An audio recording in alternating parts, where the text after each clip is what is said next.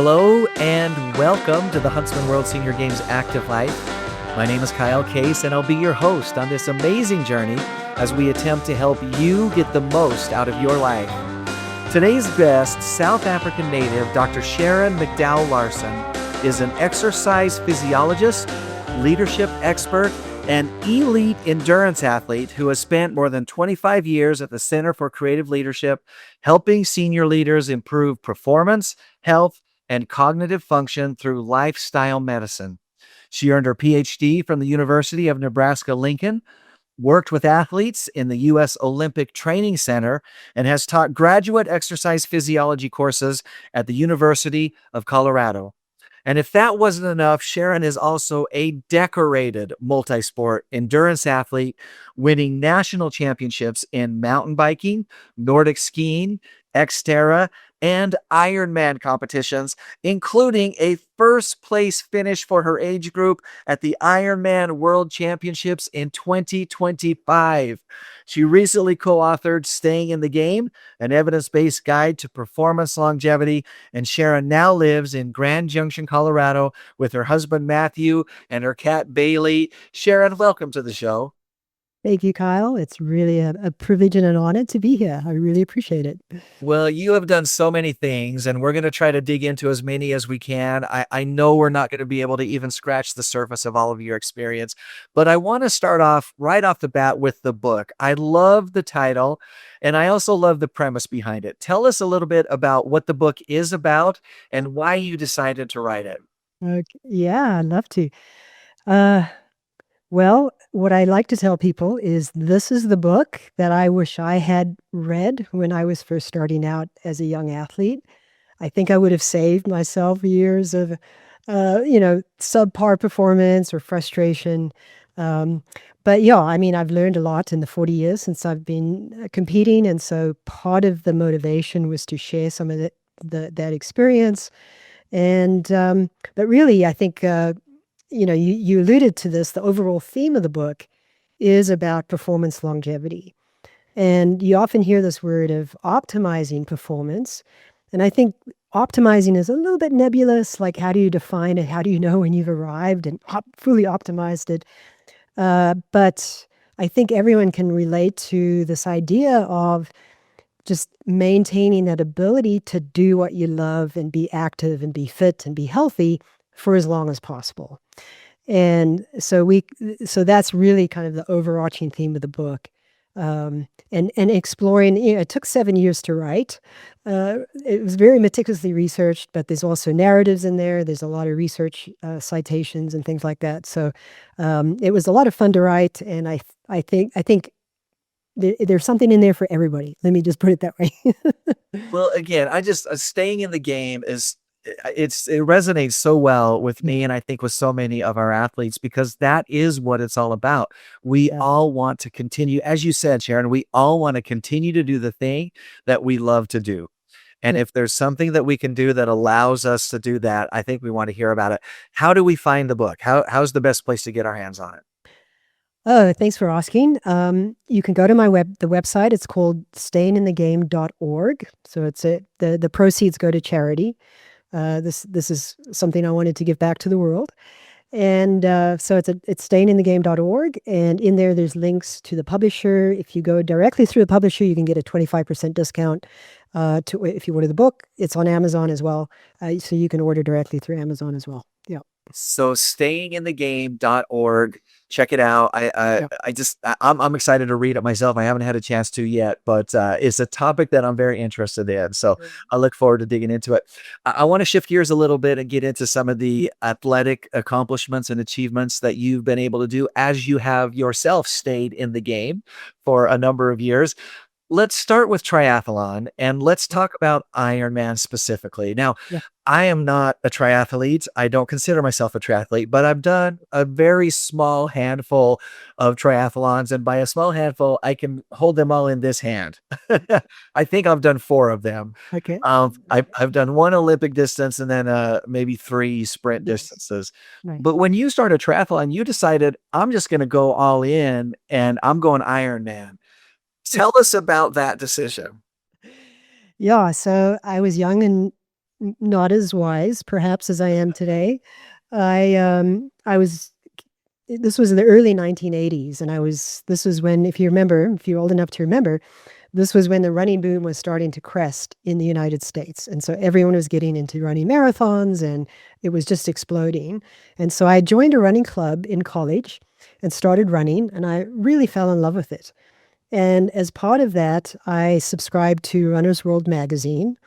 I should actually tell them the story because it's pretty funny. I haven't told them the story, but I was reading the magazine and there were two articles in there. The first one was about an exercise physiologist, and I said, I want to get my PhD in that.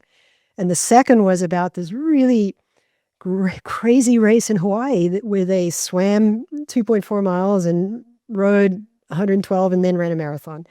And for whatever reason, it just grabbed my attention. And at the time, I didn't really swim or bike. And so I had to take swimming lessons.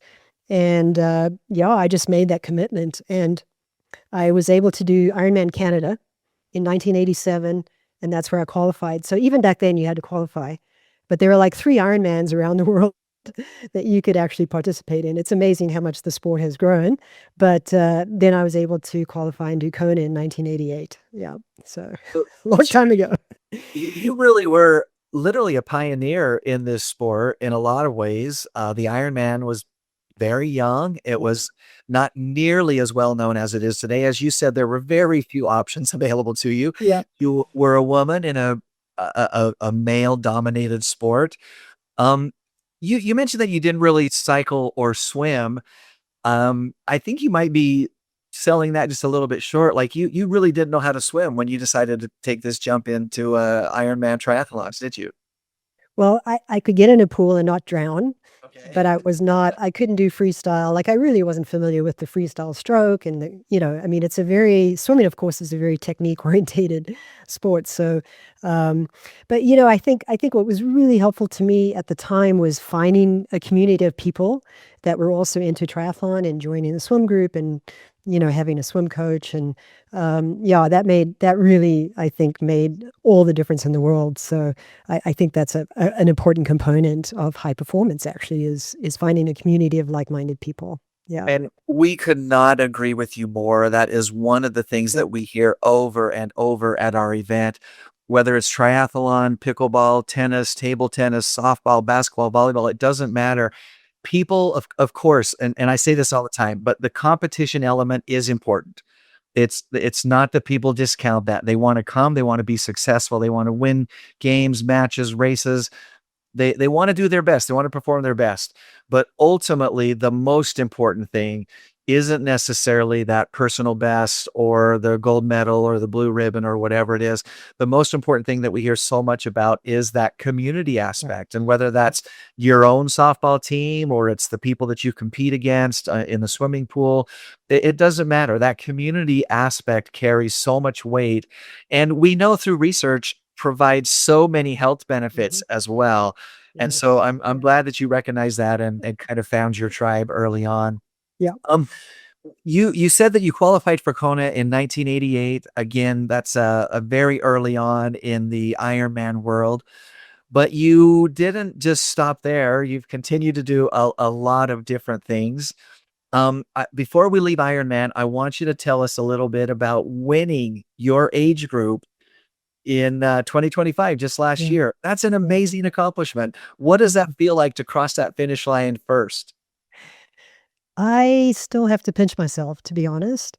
I mean, this is I mean, Ironman Hawaii is kind of the pinnacle of the sport, so to speak. And when I got off the bike, I was 8 minutes down, and running is not my strength.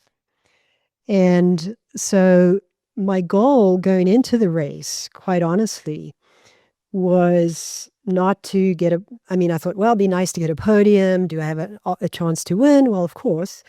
But my goals were to execute a really good race, nutrition, pacing, those kinds of things, and then to embrace the moment and be in the moment and just value that experience and just realize how lucky and fortunate I am to be able to be out there, even when things get tough. And so that's exactly what I did. And Yeah, and so I got off the bike and realized I had really good legs for the run, which almost never happens. So, yeah, so I moved into first place about halfway through the marathon, and we were together for quite a while, and she was sticking to me, and I remember thinking, "How bad do you want this?" And I was like, "Okay, game on," and just stayed steady and stayed steady, and so yeah, ended up winning, and like I said, still find it hard to believe. Well, Yeah, congratulations. That's thank not a you. big enough word to express Yeah, how amazing that is in a world championship, world class event to make up 8 minutes in the marathon and then to just grind it out and keep going forward is truly a world class, memorable, pinch me is this true type moment. And congratulations. thank you. Obviously, you've been at triathlon for a long time and you've had a lot of success over the years, but to add another level of success just last year, I think is just amazing. I mentioned you've been at this for a long time. Tell us what are the big things that you have noticed in differences when you first started out with triathlon and Ironman, in training, in experience, and what we're now seeing today. Yeah, the sport has progressed amazingly, and I'll just give you some context. When I did Ironman Canada, I was actually fourth woman overall with a very slow time of 11 hours. And today that would put me in 1000th place, probably. And so it is amazing how I think just training techniques and it, it's a long enough race. I think even it just takes a long time to kind of figure that race out and crack that nut. And like you kind of have to peak in three different sports, which is not easy to do. Um, and then so much can happen. It's a long day. And so, yeah, I mean, I think just sheer persistence sometimes is what's helped. But I think what's really cool is seeing older women get into the sport. And I think I mentioned to Amy, when I did it in 1988, the oldest woman I think was in her late 50s to finish. And Yeah. last year, the oldest woman, there was one person who was 80 for the first time who finished that race, which is incredible.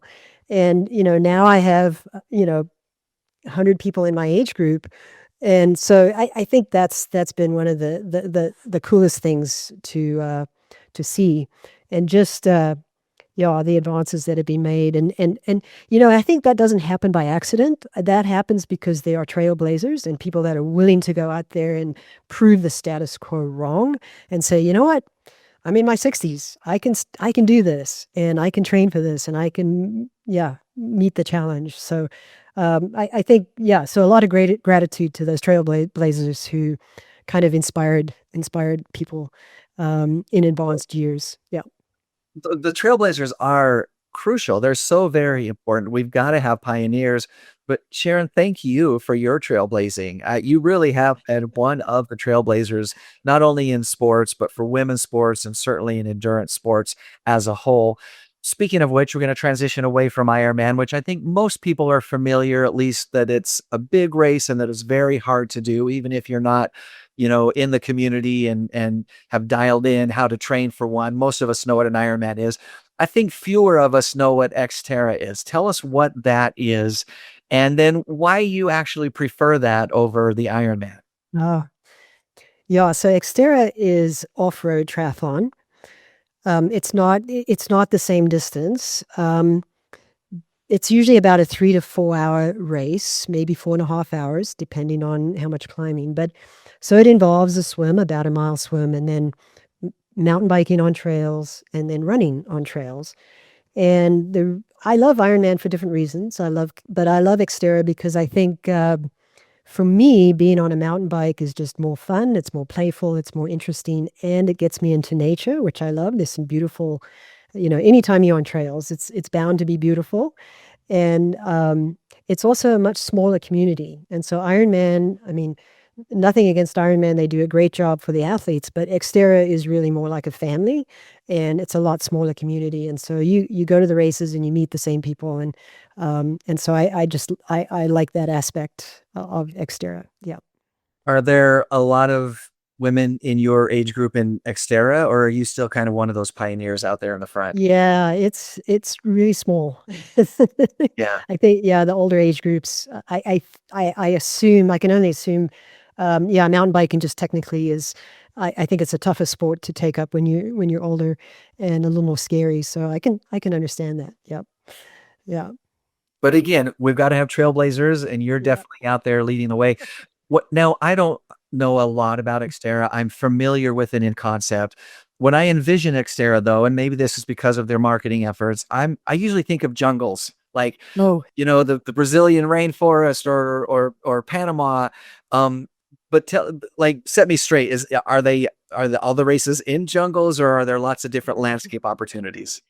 yeah, that's another thing that's cool about Xterra. There's a lot of really fun destinations across Europe and Asia, and there's not that many in the US. It's really more popular in Europe, I think. But yeah, so whether you're in the Alps or in Thailand or in Greece or North America, Canada, um, South America. So, and you look at, there's so many more Xterras that I want to do just because they're in these great areas and racecation type of event. Yeah.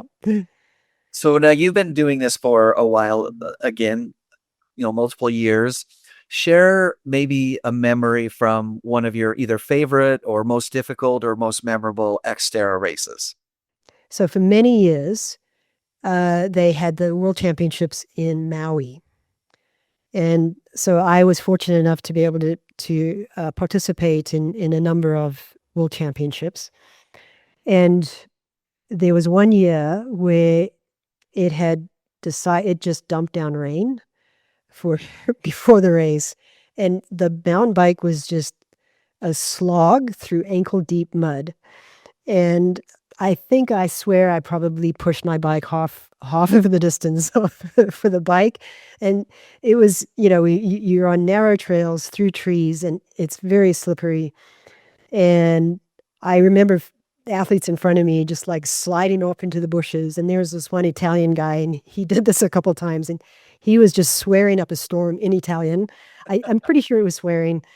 He did mention, You can tell by context, right? yeah, he did Body mention another. language, facial cues. You kind of understood what was going on. He was quite expressive. So that was definitely memorable and just really challenged people, I think, technically and mentally as well. Yeah. I can only imagine that it challenged everybody technically and mentally as well. It sounds like a really difficult race, but also a very memorable one. And Yeah. congratulations on that. I want to shift gears one more time and talk a little bit about nutrition. Most of us, and even myself to some degree included, I've heard myself say this: I'm going to work out so that I can eat whatever I want. Mm, I know that's not really how it works, but I still hear myself thinking those thoughts as I'm, eating a donut or whatever. But you've kind of taken a different approach. You've said, I'm going to eat well. I'm going to take care of myself so that I can continue to do the things that I love to do. Tell us what you learned with that nutritional approach. okay. I, yeah, in my 40s, I was really struggling with some issues, and it really was, I was at a point where I was ready to give up doing competitive endurance sports. I was like, okay, I can't do this anymore. I was struggling. I'm not going to get into what those issues were. But it wasn't until I dramatically changed my diet that I was then, it helped sort of heal some of those conditions. Yeah. And I was one of those athletes as well. I mean, I had justified my ice cream habit, all of the bad habits. I just went for a 20-mile run. I deserve this. I deserve I mint deserve this. chocolate chip. Here we come, Yeah, right? exactly. And yeah, and it's not, I always tell people know the difference between food and a treat, but the nutrition concept that really helped me a lot was this idea of nutrient density. And you kind of hear this term nutrient density, but it's really defined as trying to optimize or really focus on getting more micronutrients relative to your calories. So intuitively, this makes sense, but the science also supports it. So if you think about calories, the calorie portion of food is really the fats, proteins, and carbohydrates. And we are so laser focused on those three macronutrients. And those macronutrients can come very in very different packages. And so what I yeah, so that conversation doesn't really help, I don't think, because the food complex is quite different. And so the micronutrients now, yes, it includes vitamins and minerals and fiber, which 90% of Americans are deficient in fiber, but it also includes antioxidants.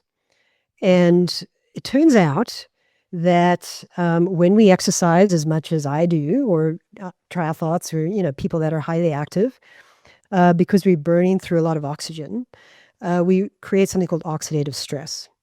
And so part of that oxygen that we use in that to make that energy gets converted into free radicals, about 2 to 4% of the oxygen into free radicals. So metabolism is really a good source of these free radicals. And these oxygen molecules then can do damage. Okay, so it's an unpaired electron. They go in, particularly in the brain, fatty tissues, DNA, other tissues. And so this is one of the hallmarks of aging, is that we have increased oxidative stress as we get older. And part of the reason for that is, if you think about antioxidants helps to quench this oxidative stress. And over time, if our defense mechanisms exceed or, don't meet the overall oxidative stress, over time, that leads to damage and leads to accelerated aging. That makes sense. Yeah. And there's two sources of antioxidants. There's what we call endogenous, those that we make internally. And by the way, exercise actually help us produce a little bit more. So exercise is really good for improving that as well. And exogenous, or food sources. But as we get older, our ability to make antioxidants goes down. In addition to, we have higher levels of inflammation. Anytime you have inflammation, and you have oxidative stress, and vice versa. And so it becomes critically important to really try to compose the most of our diets of these antioxidant-rich foods as well as fiber-rich foods. So, what that translates to is really what we call a whole foods plant-based diet. So less processed, obviously, and across the rainbow. So the other concept is botanical diversity or plant diversity, because there's like 100,000 of these nutrients. So we need to get a diverse array of these foods as well. And the research is really quite strong in terms of it impacts cardiovascular health, gut health, joint health, immune health, brain health, on down the line, if we're just building up oxidative stress. And so that made all the difference in the world for me personally, but the research also shows that as well. So we hear the phrase "eat the rainbow." There Yes, is something exactly. to that. Exactly. All those Yeah. phytonutrients and everything working together Yeah. makes a difference across the board, as you said, from muscles to joints to brain to heart to lungs. It sounds like obviously it makes sense.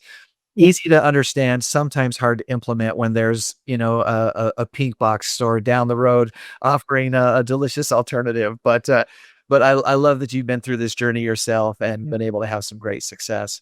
We've got about maybe 30 seconds. Oh, okay. Biggest lesson you've learned throughout all of your experience as an author, an athlete. What's the one thing that people could take on and apply and make their lives better? One of my favorite sayings is, superior results are the product of intelligent design and Herculean consistency. And I love that term Herculean because, it's easy to eat healthy for a week. It's easy to exercise for a week or 2 weeks or a month, but the benefits are accrued Consistency. over time, Yeah. And so that consistent application of what we talk about in the book, healthy lifestyle behaviors, is really what's going to get you across the finish line of life as well as in sports. I love it. Thank you. It's the consistency, which unfortunately ends up being one of the big challenges as well, but so important. Yeah. Yeah. Well, thank you so much, Mm. Sharon, for joining us today and for sharing your story and your experience. And we wish you the very best in upcoming events and just in life in Thank you. general. Thanks for joining us. My pleasure.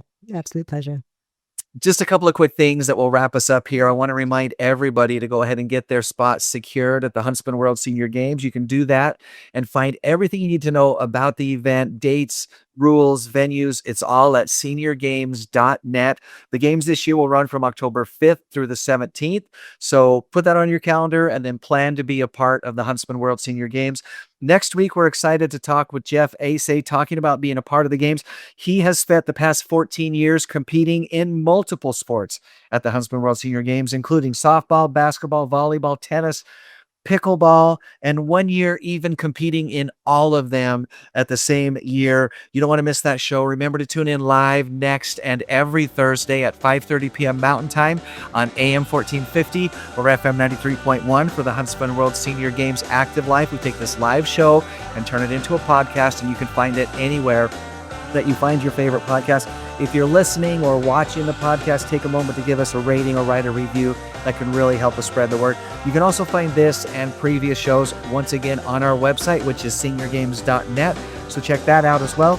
Today's inspirational thought comes from Helen Keller, who once said, "We can do anything we want to if we stick to it long enough." Until next Thursday, stay active.